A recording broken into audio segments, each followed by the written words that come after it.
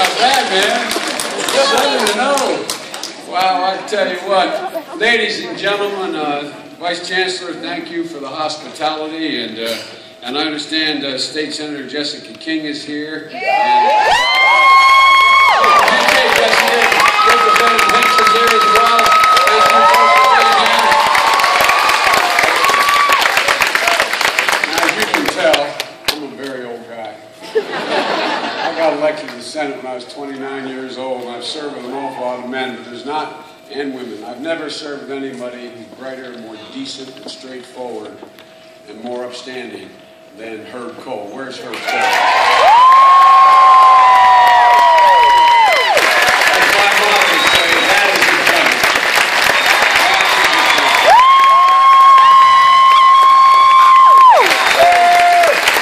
Herb, thank you for being here, man. You're a great friend. I've served with Herb Kohl on the Judiciary Committee for years, and his sense of justice is sort of unerring. Literally, there's so many senators, not a joke, uncertain about a difficult vote, will go and just talk to Herb.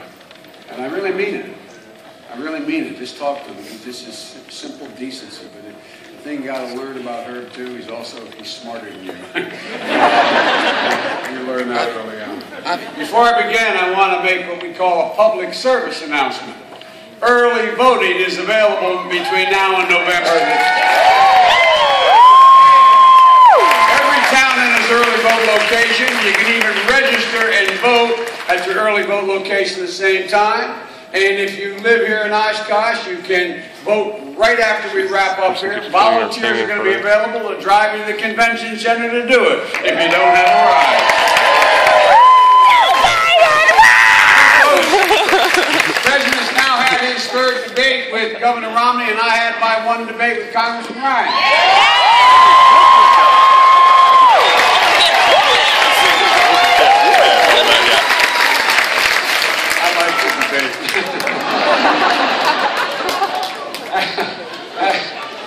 As the President pointed out, these debates have exposed that Governor Romney and Congressman Ryan have a very different foreign policy than we do. It's sort of right out of the Cold War, right out of the Soviet Union. And, these are the same guys. The governor actually said that he would have not supported the new arms control agreement with Russia when every single former Secretary of the State, Secretary of Defense, National Security Advisor, and the Republican Party helped push it through. I don't know, and a social policy. I mean, I guess they got caught up in Mad Men. I don't know. Because it's right out of the 50s. And their economic policy, I hadn't heard it before, but the President characterized as being right out of the 20s. But I tell you what, it is different. It's fundamentally different than ours. It's based on a fundamentally different premise and a profoundly different set of values. And I think the American people is becoming clear to them what a stark choice this election is. And that's why you saw in that last debate with Governor Romney, and I mean it sincerely, he was attempting to rewrite recent history. I didn't know whether he was there to endorse Barack or to debate him.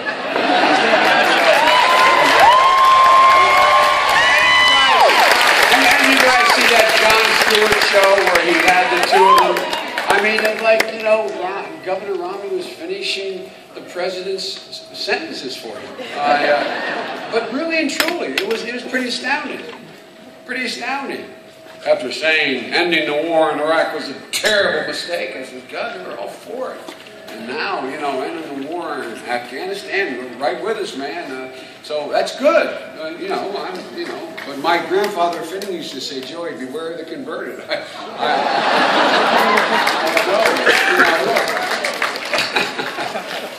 But the governor can't run from a record. He can't run, and he can't run from his policies. Look, you can't run from the truth. Eventually, it catches you. And here's the truth about Governor Romney and Congressman Ryan's on women's rights. They've made it very clear from the outset. They do not think a woman has a right to control her own body. That's a public policy issue as far as they're concerned. As the President says, I don't need your booze, but I do need your votes. very much.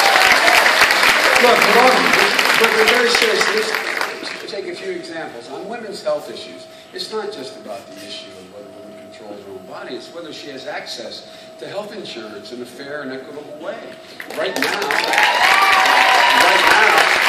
some of the women here can tell you that they pay twice as much, 50% more for their health insurance for the same insurance a man gets. They're able to, that's able to be done up to now. And that if you are literally, if you're pregnant, you don't get insurance. Pregnancy is a pre-existing condition. It sounds like a joke, but it literally is true. So we changed that all in the Affordable Care Act.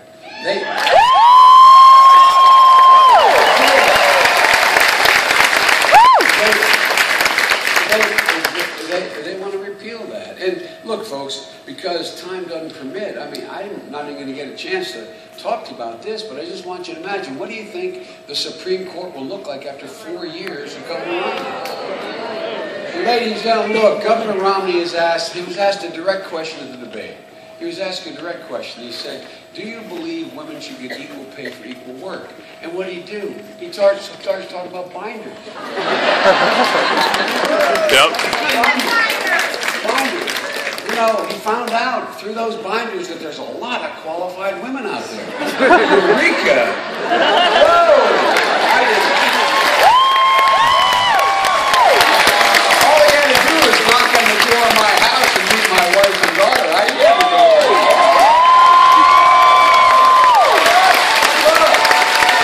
And here's the thing, guys.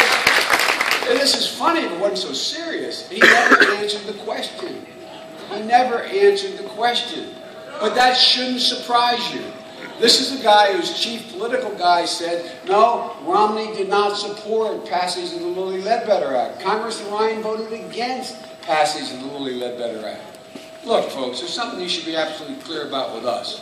That Barack and I, my daughter, Barack's daughters, my 4 granddaughters, they're entitled to every single opportunity my son's daughter.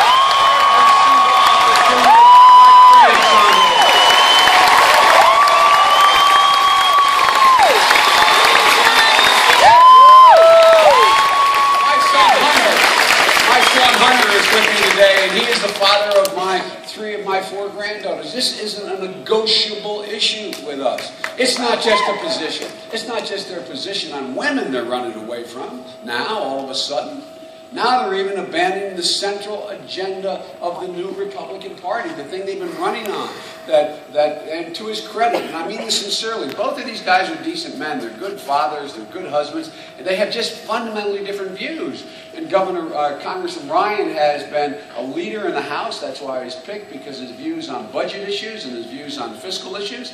Well, they've already passed the Ryan budget, the Romney-Ryan budget in the House. It didn't go we didn't have to wonder what it looks like. It already has been passed. Stopped in the Senate, but passed.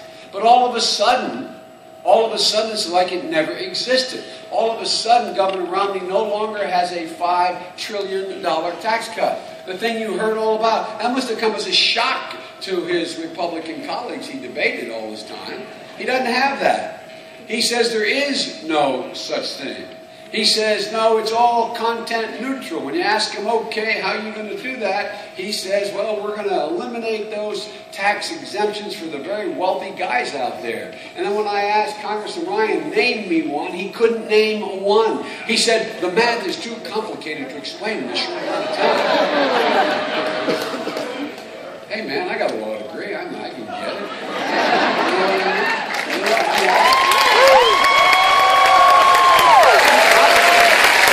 Governor Romney was asked. Governor Romney could not name one.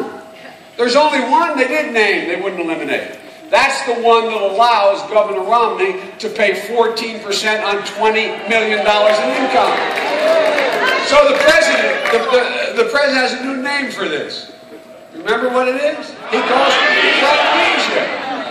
Man, I tell you, amnesia. And by the way, it is contagious. Poor Paul caught it. The guy who is known for saying exactly what he means, standing up there, being principled about this thing. All of a sudden, he doesn't have a budget he had before. He doesn't actually, the new definition, Romney budget, the Romney-Ryan budget now, does not eviscerate Medicare, does not cut education, does not cut. He said, no, only in Washington would they say cut. He said it just slows the growth. Well, let me tell you whose growth it slows. Yours. All you students. How many have a Pell Grant? That's one of the things we're proudest of. Guess what? If they win, your growth is going to be slow. Growth in you being able to get your education, you're going to cut $1,000 a piece across the board, 9 million students. How many of your parents have had to use or had the opportunity to use a tuition tax credit of $2,500 to help you keep your kids in school? And guess what? It's going to slow your growth. Work-study program. They're all gone. They've already voted on it, guys. I'm not making this stuff up. This has already been voted on. And they put their stamp on it and said, no, we can't afford those things. Governor Romney said had he been president when that budget passed, he would have signed it into law. Congressman Ryan's saying, well, he doesn't affect education, Medicare, environmental protection. Look, that's like Romney telling the guy on an unemployment line, I didn't offshore your job, I outsourced it. Or I didn't outsource it, I offshored it. Ladies and gentlemen, these guys are, I hardly recognize them. Whichever one it is, whether you're outsourced your job or offshored your job, you don't have a job. And at Bain Capital, it wasn't me, it was the Washington Post that said he was a pioneer in outsourcing American jobs. He's not only good at outsourcing American jobs when he was doing it to make money for his investors, which is legitimate. He outsourced his own money to Switzerland and to offshore banks. He outsourced, and now he has somehow, he says that the first thing he's going to do, if you heard at his convention, he said the first thing I'm going to do when I'm elected, a lot of first things he's going to do. Jobs tour. Well, he's going to have to make a foreign trip. Because that's going to save all the jobs.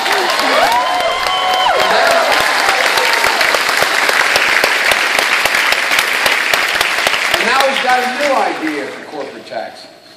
He calls it it's called a territorial tax. A lot of other countries have it. It means you find the country that can manufacture your product at the cheapest rate, charge you the lowest taxes for the profit you make. You go there and then you don't have to pay any taxes ever in the United States of America. That will create, experts point out, 800,000 jobs. All of them abroad. I'm not making this up. All of them abroad. Why would you build a factory in the United States if you can build a factory abroad and all the money you make, you never have to pay American taxes? Where if you build a factory here and you have to pay a fair share. Why would you do that? Or better stated, why would a president want to set that system up to encourage you to do that? Look, you know, I know this is funny, but it's deadly earnest when we talk about how these guys change so quickly.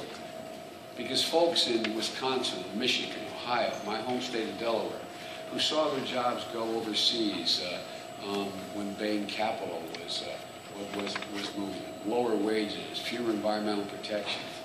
You know, people say I'm being unfair to Romney. That when he was at Bain Capital, that was his job. Well, okay, it was his job. But when he became governor of Massachusetts, nothing changed.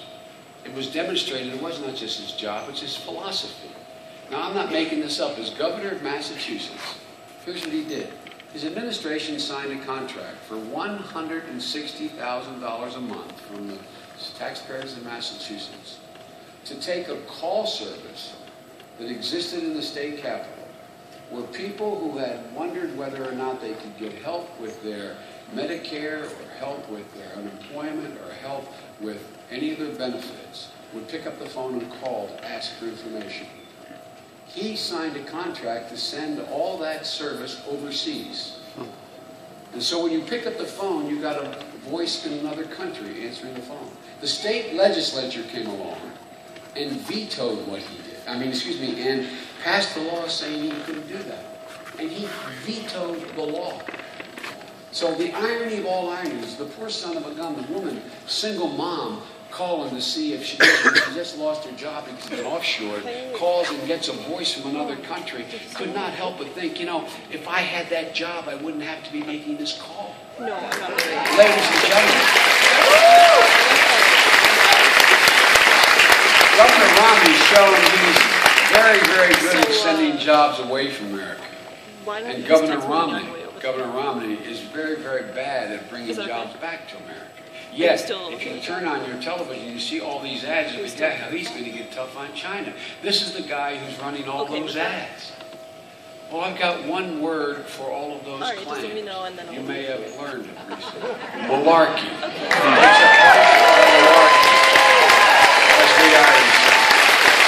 As the president said the day after the second debate, Romney's plans are awful sketchy. I hate correcting the president, but they're not sketchy. They're etch-a-sketchy. He's out there shaking that pad in a way.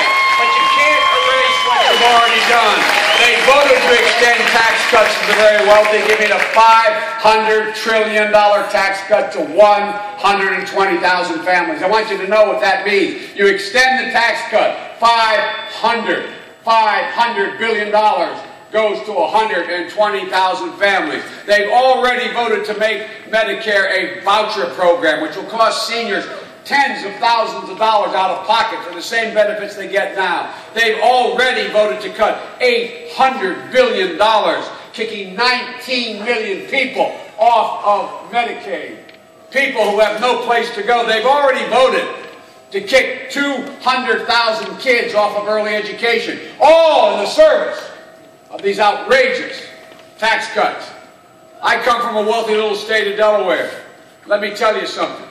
Wealthy people are just as patriotic as poor people. They're not asking for this tax cut. People making an average of $8 million a year don't need another $500 billion tax cut.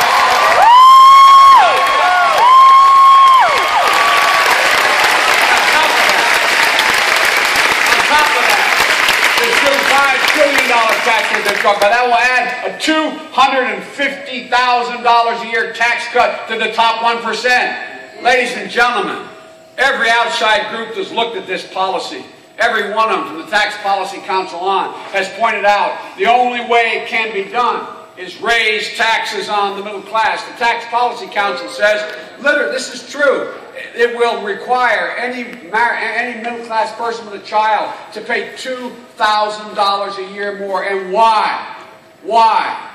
Ladies and gentlemen, there's so much more than wanting to stay in Iraq, not being sure about any more in Afghanistan, against the recently signed arms control agreement. And look, instead of these guys signing a pledge to a guy named Grover Norquist not to cut taxes for the wealthy, it's about time they start signing the pledge to the middle class people of this country. Say we're going to level the playing field. We're going to give people a fair shot again. Is that exactly what we're going to do?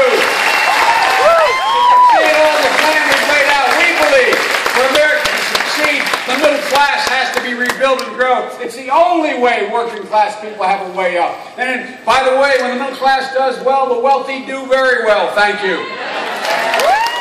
And the middle class is built on one overarching foundation: education. And that's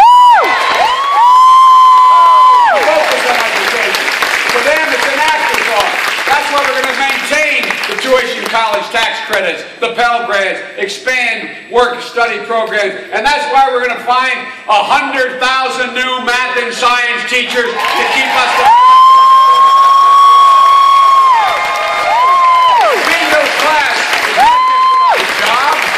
It's not just any job. My dad used to have an expression. He said, Joey, a job's about a lot more than a paycheck. It's about your dignity. It's about respect. It's about a fair wage. That's why we're going to continue to build on what we've started. We've already created, since we committed, 500,000 new manufacturing jobs. More growth in manufacturing than any time since the 1990s.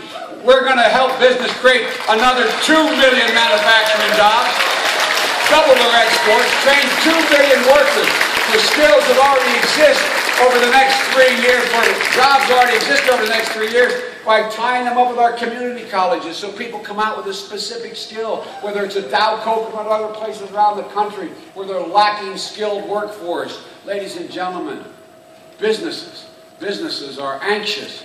The thing you ask them what they want the most, they don't talk about taxes first. They talk about an educated public.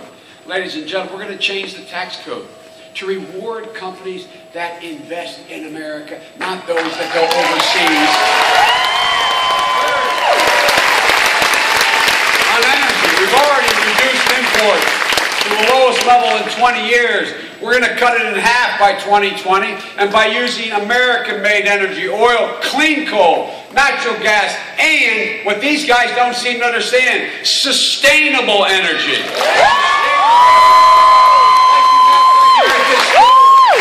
Renewable resources, solar, biofuels, conservation, by doubling the fuel efficiency on automobiles, which we've already passed.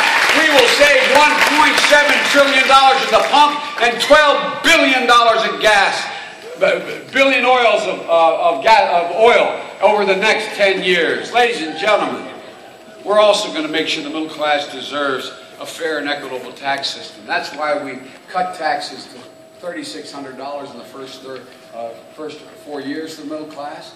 We've cut taxes for businesses 16 times. And by the way, we're going to make permanent the middle class tax cut. That's saving 98% of the American people and 97% of the businesses thousands of dollars a year. But I got a little secret they don't want to tell you. Guys, you know, the tax cuts for the middle class and the tax cuts for the wealthy are all due to expire January 1.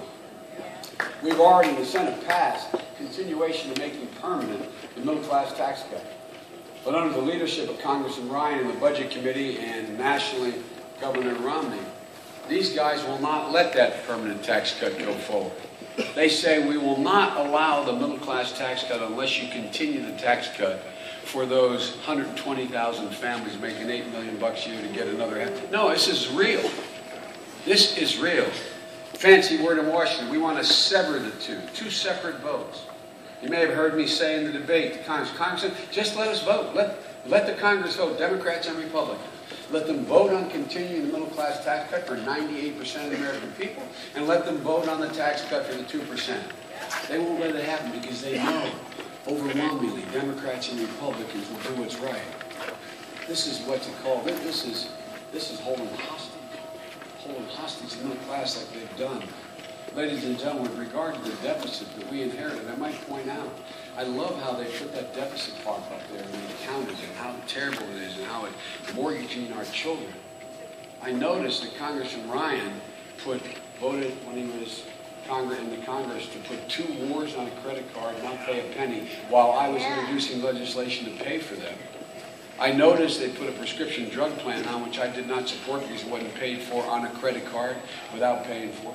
$1 trillion tax cut over 10 years for the top 2% on the credit card he didn't pay for. His votes and the support of Romney, they doubled the national debt from the time Bill Clinton left office and the time we took office. And on the first day the president came in, I'll be precise, I think it was the 6th or 7th day, he was sitting behind that magnificent desk, the Resolute, in his office. I was in the office with him. And he was told by the National Economic Team that he has just inherited a $1 trillion debt for that year. Nothing he could do about it because the budget was passed back in October. Ladies and gentlemen, these guys weep now about how they bleed for what they've done to their children. Well, they've changed their tactic. Now, instead of adding the bill for the continuation of the same policies to our kids, they're making the middle class pay. That's how they propose to do it. Ladies and gentlemen, we've already cut, without even their help, we've already cut $1 trillion of spending over the next 2 years. Programs that were useful but not necessary.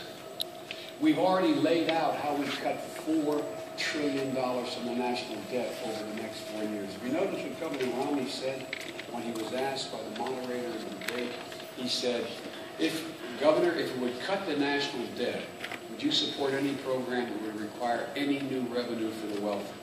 And his answer was no. There's not a single solitary critical plan out there ever that I I've seen that doesn't say to deal with this national debt, you got to cut spending and cut some of these outrageous tax cuts for the very wealthy. They wouldn't do a single thing, not one thing. Ladies and gentlemen, we're going to do this. We can do this. We can cut this deficit another $3 trillion. All you have to do is just not extend the tax cut for the top 1%. That's $1 trillion right there. And folks, the other way we're going to deal with this debt is just as we committed and did end the war in Iraq, we will end the war in Afghanistan. Instead of spending another $800 billion over the next 10 years, we will use that money to pay down the debt and come home and rebuild Wisconsin. Rebuild America. Rebuild this country. Put millions of people back to work. Roads and bridges and courts and dams. Ladies and gentlemen, there's so much more we can do to help people, give them relief on housing. Millions of people woke up one day, particularly retirees about to retire, and found that the very equity in their home they relied upon to retire was evaporated. They didn't ever miss a mortgage payment. They didn't do a single thing wrong. And bam, many of the people did what I did. To send my kids to school, to college, I borrowed against my home through the equity in my home. It evaporated. Ladies and gentlemen, there are 14 million people in America, 200,000 right here in the state of Wisconsin, who have never missed a mortgage payment, who are paying at 6.5%, 7%. If they're able to pay at 3 3/4, which they could refinance their mortgages now, they could save themselves a minimum of $3,000 a year. Where I come from, that's real money. That allows you to go out and pay your automobile insurance. That allows you to go out and take care of problems. That allows you to put in a new heater. That allows you to fix things you need fixed. It's real money. And it won't cost the taxpayer a penny. They will not support it because they say it's unfair to the banks. Ladies and gentlemen, I have it up to here with all of this. Look, folks, we're going to get this done. With Romney and Ryan, the plan is the same old thing. Romney says one of the first things he'll do is go back out and shred the regulations on Wall Street and let the banks write their own rules again, the so-called Dodd-Frank. There's over $2 trillion in new tax cuts for the wealthy in his plan. Folks, we've seen this movie before. We know how it ends. It ends in 9 million lost jobs. It ends in $16 trillion in lost equity in the homes of middle-class people. It ends in seeing pension plans and 501ks evaporate. And you say to yourself, how could they do this again? They're not bad guys. I tell you what the deal is, though. They have a very different view of the American people in this than we do. Governor Romney meant what he said when he said 47% of the American people are unwilling to take personal responsibility. That's what offended me the most, was unwilling to take personal responsibility. Because what he was talking about were my parents. You were talking about the neighborhoods I grew up in, Scranton, Claymont, Mayfield, Oshkosh. I didn't grow up in. There are a lot of neighborhoods. Folks, it's important to understand who these people are. This 47% of the people, over 80% of them are people who pay, work, have a job, pay their payroll taxes, pay their state taxes, pay their profit, probably pay an effectively higher tax rate than Romney pays on $20 million bucks. These are people who are seniors. Seniors who've worked their whole life, earned their Social Security. And because now it's all that they have, they don't have to pay any taxes on that Social Security, nor should they have to pay any taxes on it. The remainder of this 47% of people are 68,000 warriors who, as I speak, who are risking their lives in those god-awful mountains of Afghanistan and the sands out there that I've been to 20 times, Iraq and Afghanistan. These guys are amazing. They're getting paid. They're getting paid. But they're not paying any federal tax. Nor should they pay any federal tax. How many of you know someone who's been to Iraq or Afghanistan? How many? We owe these people. We owe them. Every single morning, I ask for a card because my staff contacts the Pentagon every morning because I want to know exactly how many dead, exactly how many wounded. Because every one of those lives is precious. Every one of those lives fundamentally affects a network of people, a family back home. Every one. In the last 2 days, the number has gone up twice. As of this morning, 6,502 fallen angels. When you're in the theater, they're referred to as angels, fallen angels. I'll never forget my first time in Iraq. This is my fourth time. And many have been there. Hearing either a major or a colonel say, Mr. Vice President, or excuse me, Senator, permission to board a fallen angel. It's in a C-17 coming out of Baghdad. Now came in flag draped coffin strapped to the floor.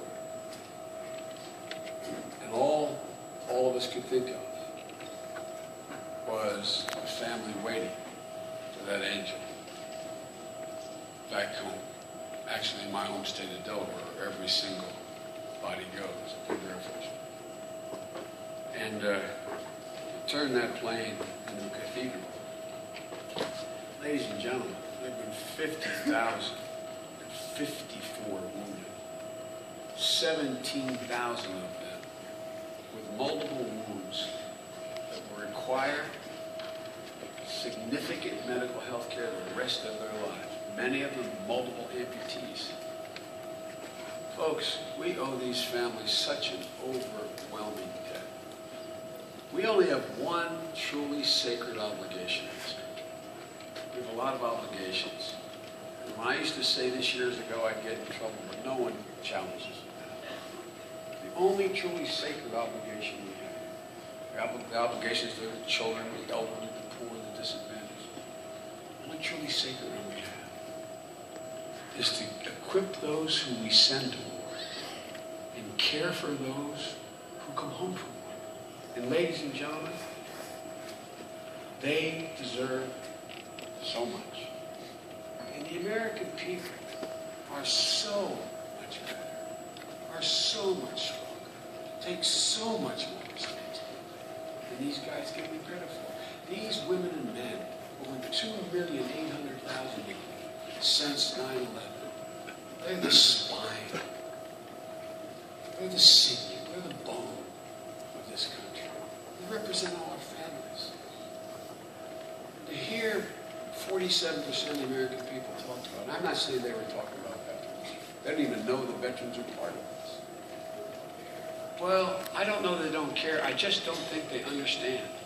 I've never seen two candidates for high public office who were more negative about the state of America, who were more negative about the future prospects of America, and take responsibility for their lives. In the book that Congressman wrote with two of his friends, he talks about the culture of dependency. I don't know. Romney talks about victims. I don't know where the hell they live. No, I really don't. I don't recognize. I really don't. They're not bad guys. I don't recognize the country they're talking about. I'm here to tell you, America is better positioned than any nation in the world to lead the 21st century. They say we're in decline. 5.2 million jobs instead of losing 800,000 jobs a month, and they say we're in decline. Their only answer is we're in decline. Ladies and gentlemen, they go on and say 167,000 new jobs a month, not enough, but a lot. They say that represents decline. When unemployment rate dropped to its lowest point since we took office, from 8.2 to 6.7% here in Winnebago County, what did they say? Not unemployment's declining, they said America's in decline. All their talk about energy independent, imposing less oil and importing less oil in 20 years. We pointed out and they say, well, not because of you, America's still in decline. Exports up 41% since this year with us. And they say, no, America's in decline. When it was announced that housing starts a couple weeks ago, were higher than they've been any time since July of 2008, they didn't know what to say. So they said, America's still in decline. Look, according to a national survey, for the first time in more than 5 years, more Americans are feeling better off than they feel worse off than they did 4 years ago. Ladies and gentlemen, the confidence gap is beginning to be eliminated. But Romney and Ryan, instead of recognizing how much work the American people have done, their grit, their determination, it's always America's in decline. Well, I got news for them. Romney and Ryan are, America's not in decline. You're in denial. You're in denial. Look, folks. You folks in Wisconsin know it. There is no quit in the American people. There is no quit in the American people. The American people are bringing their country back, and the American people are not ready to go back. Go back where they came from. The American people only know one way. Forward. That's the only way